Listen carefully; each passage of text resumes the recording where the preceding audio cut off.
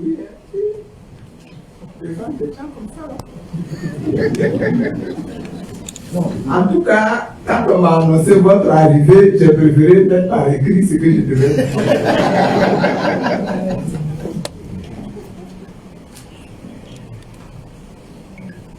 Chers amis, chers camarades, je voudrais d'abord vous saluer.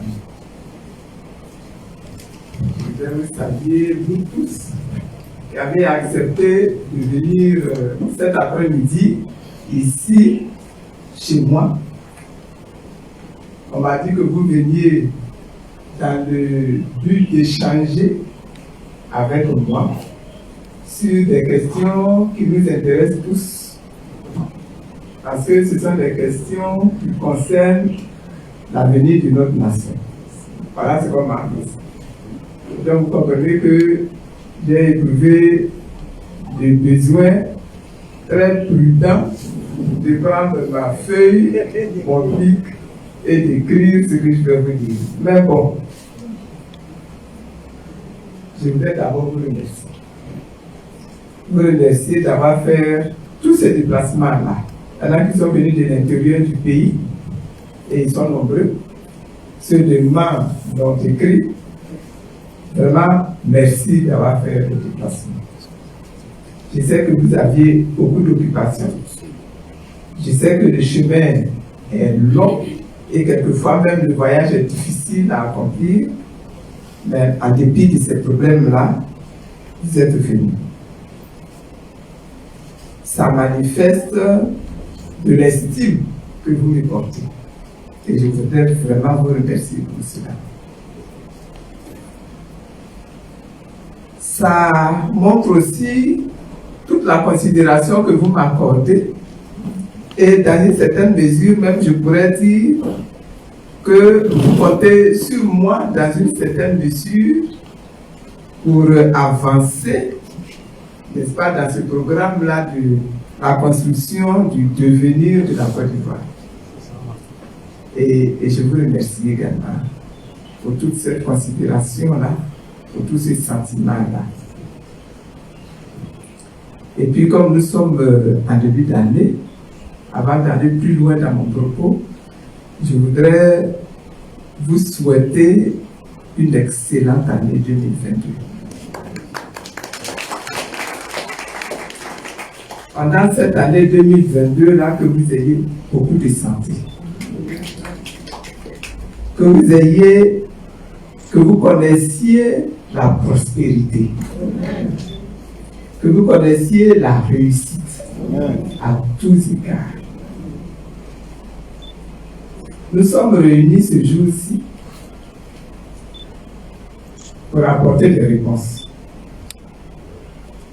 Pour apporter des réponses à certaines questions que beaucoup d'entre nous se posent. Nous allons traiter ces questions-là en l'absence des journalistes et nous serons plus en paix à ce moment-là. Nous avons fait du chemin ensemble. Et lorsque la crise est survenue, nous avons pris des coups. Nous avons pris beaucoup de coups. Mais nous avons résisté.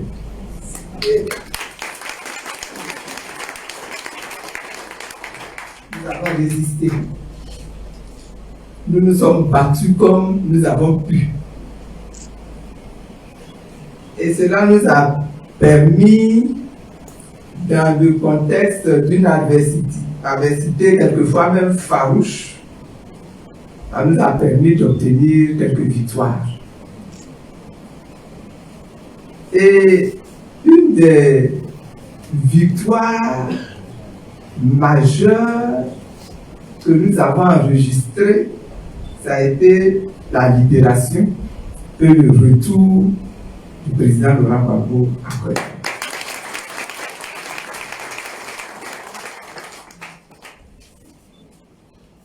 Mais aujourd'hui, la lutte doit continuer.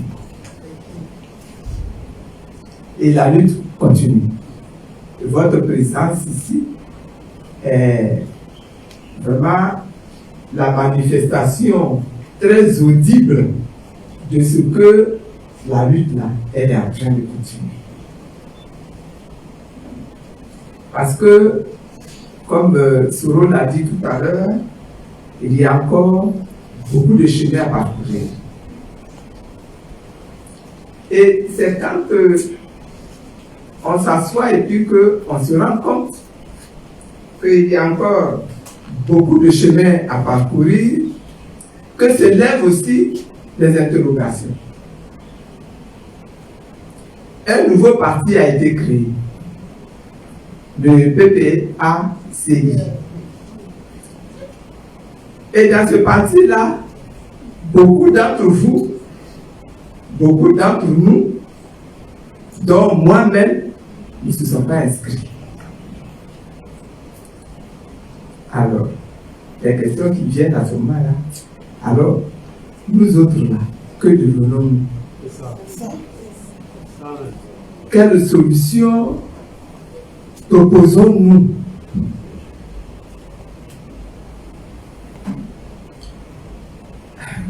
En ce qui me concerne particulièrement, il me revient que les gens voudraient savoir si je vais créer un nouveau parti de mon côté,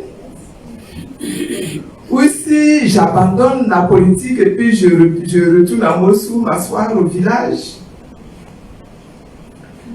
ou si je prends mon temps, j'examine pour voir si finalement je vais aller au PPACI ou bien si je ne veux pas aller au PPACI.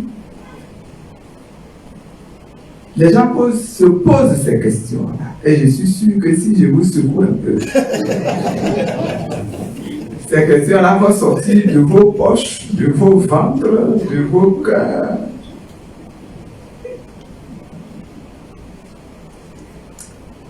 Ceux qui me suivent régulièrement, qui examinent mes différentes interventions, même s'il n'y en a pas beaucoup, est-ce prêt?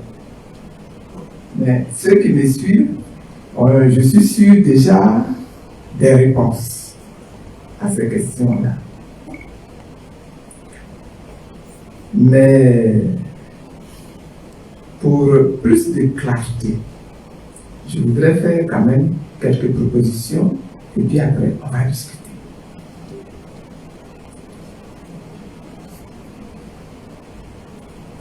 Je suis dans l'activité politique depuis mon adolescence. J'ai consacré une grande partie de ma vie même à l'activité politique.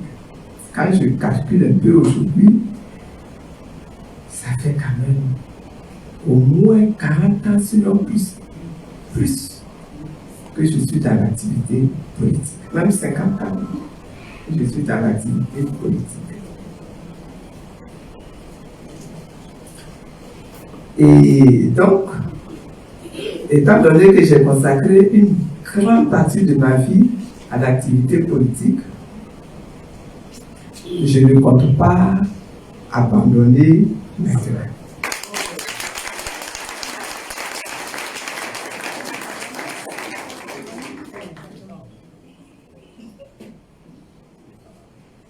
Je sais que pour faire de la politique, ce qui est une lutte permanente, il faut un instrument du travail. Il faut un instrument de lutte. Et c'est la raison pour laquelle vous allez voir que dans le pays, il existe des partis politiques, des mouvements politiques, des associations ou des comités à vocation politique ou d'autres formes d'organisation qui ont toutes pour but de mener des luttes sur le plan politique. Moi, je peux vous dire que actuellement, là, pour mener la lutte, pour continuer mon activité, là, pour continuer les actions politiques que j'ai l'habitude de mener, j'ai choisi de travailler à travers un mouvement que nous avons dénommé le mouvement des générations capables. Le mouvement des générations capables. On va en parler tout à l'heure. Qu'est-ce que le mouvement des générations capables? C'est un mouvement politique, un mouvement citoyen. Le mot citoyen trouble quelquefois mes frères et mes compatriotes. Alors que le mot citoyen lui-même, il le ramène principalement aux questions de droit, aux questions de devoir politique dans la cité. Donc c'est un mouvement citoyen. C'est pourquoi il faut comprendre que le MGC est une organisation dont la vocation amène à faire de la politique et en même temps à intervenir dans le domaine social, dans le domaine économique, dans le domaine de l'éthique, dans le domaine juridique, etc. C'est donc un mouvement qui a une base très large.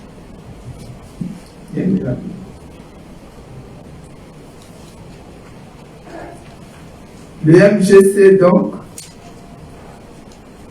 fait de la politique au même titre que toute autre organisation, mouvement ou parti politique. Il va chercher à impacter la population, à impacter le pays, à conquérir des postes et des sièges politiques au plan national comme au plan local. Mais en plus, il va veiller à être très concret, très actif pour impacter, pour transformer les mentalités des Ivoiriens, les comportements des Ivoiriens, l'activité en Côte d'Ivoire, la production en Côte d'Ivoire, etc. Autrement dit, le mouvement des générations capables est l'instrument de lutte politique que je vous propose.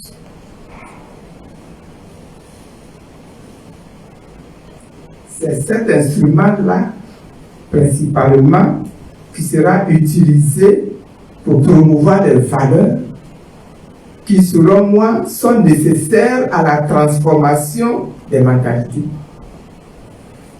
en vue de l'éclosion d'une Côte d'Ivoire transformée qualitativement. Ces valeurs, on en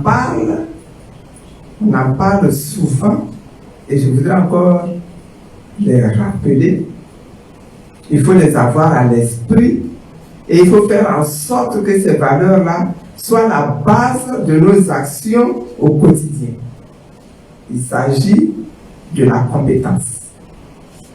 Un Ivoirien qui est du mouvement des générations capables doit être ou doit devenir un Ivoirien compétent dans son domaine. Quel que soit le domaine qu'il choisit. Un Ivoirien capable, un Ivoirien compétent. Si tu es député, tu dois être un député compétent. Si tu es maire, tu dois être un maire compétent. Si tu es élève, tu dois être un élève compétent. Si tu es un homme d'affaires, tu dois être un homme d'affaires compétent. Si tu es un administrateur, un cadre, un haut cadre de l'administration ivoirienne, tu dois être un haut cadre compétent. Si tu es médecin, tu dois être un médecin compétent. Si tu es policier, douanier, tu dois être un policier ou un douanier compétent. Premier critère, la compétence. Deuxième valeur, la crainte de Dieu. Moi, si tu n'as pas peur de Dieu, tu ne m'intéresses pas. Il faut que ce soit très clair. Si tu n'as pas peur de Dieu, tu ne m'intéresses pas. Je ne dis pas que tu dois aller t'inscrire dans mon église pour devenir membre de mon église. C'est pas ça. Parce qu'il y a plein de gens même qui sont dans mon église, peut-être et puis qui n'ont pas la crainte de Dieu. Peut-être. La crainte de Dieu. Si tu es chrétien, tu dois avoir la crainte de Dieu. Tu es musulman, tu dois avoir la crainte de Dieu. Si tu es bossoniste, tu dois avoir la crainte de Dieu, etc. La crainte de Dieu. L'amour de la patrie. Si c'est ton amour pour toi-même qui te met en mouvement et que le pays ne t'intéresse pas, tu ne m'intéresses pas. Tu ne m'intéresses pas. L'amour de la patrie. L'amour de soi-même. C'est pas, vous avez dit, mais c'est en contradiction avec ce que tu viens de dire. Quelqu'un qui lui-même n'a aucune considération pour sa personne, il ne m'intéresse pas. Parce qu'il est dangereux. N'importe qui peut l'acheter. Parce qu'il n'a aucune considération. Il n'a même aucun respect, aucune affection pour lui-même. Donc il peut se vendre facilement.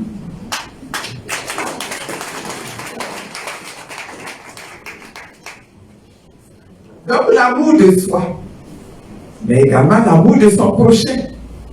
Si tu n'as aucun respect pour la vie de ton prochain, tu ne m'intéresses pas. On a connu la guerre parce qu'on n'avait pas suffisamment d'amour pour le prochain.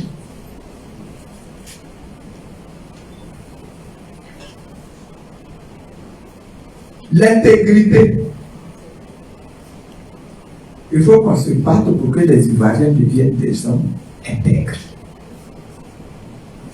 Des hommes dont la parole est tellement lourde dans leur propre bouche et dans leur propre cœur que pour passer un contrat avec eux-mêmes, on ne peut même pas mettre le contrat par écrit et puis le contrat va être respecté. Est-ce que vous voyez?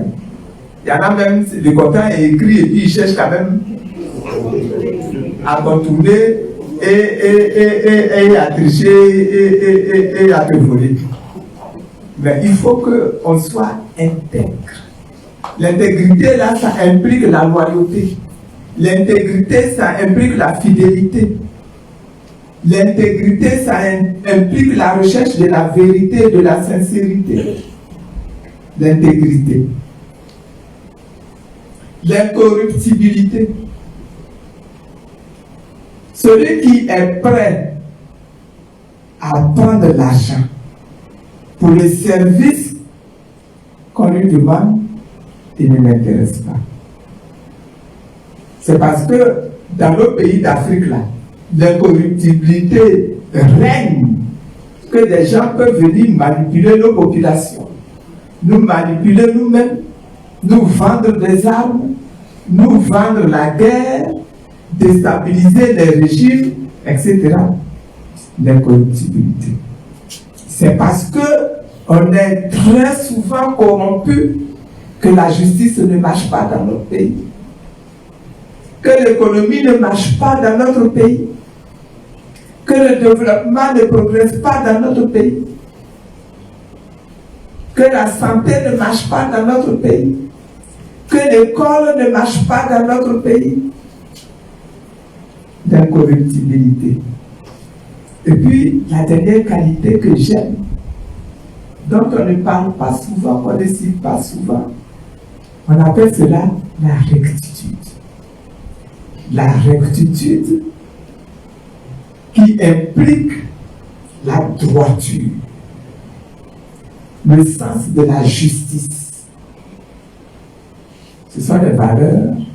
Celui qui vient au MGC, là, c'est quelqu'un qui est prêt à se battre pour que la société ivoirienne, pour que l'homme ivoirien se transforme au point que toutes ces valeurs-là se reconnaissent dans tout ce qu'il fait. Donc, ça veut dire qu'il ne va pas aller transformer l'autre, mais il va commencer par se transformer lui-même. Donc, quand je vois une centaine de personnes qui sont ici ce soir, une centaine, même un peu plus, même d'une centaine de personnes, j'ai dit, j'ai potentiellement une centaine de citoyens et citoyennes compétents qui craignent Dieu, qui sont pétris d'amour pour leur patrie, qui ont le respect d'eux-mêmes, de leur personne, et qui ont de l'amour, qui sont animés d'amour pour leur prochain, qui sont des gens incorruptibles, c'est-à-dire que même les Blancs n'ont qu'à venir leur donner des milliards, ils vont refuser.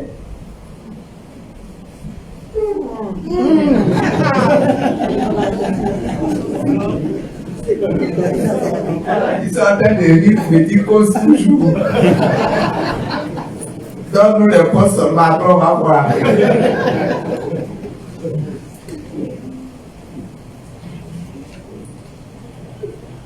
Une centaine de personnes qui sont incorruptibles, qui sont intègres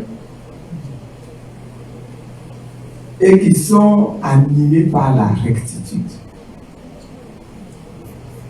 Frères et sœurs, camarades, nous devons être les bâtisseurs, ou on peut dire encore les ouvriers de la nouvelle Côte d'Ivoire. Une nation débarrassée de toutes les tares qui empêchent le développement réel, la prospérité vraie, l'ignorance, le manque de science, le manque de technique, la malhonnêteté, la microberie, le microbisme. On a compris. Vous avez compris. On est débarrassé de tout ça. C'est pour cette raison-là que j'invite depuis quelque temps chaque Ivoirien, chaque Ivoirienne, et aujourd'hui vous me donnez l'opportunité, donc je vous invite, vous tous qui êtes ici, là, à rejoindre le mouvement des générations capables.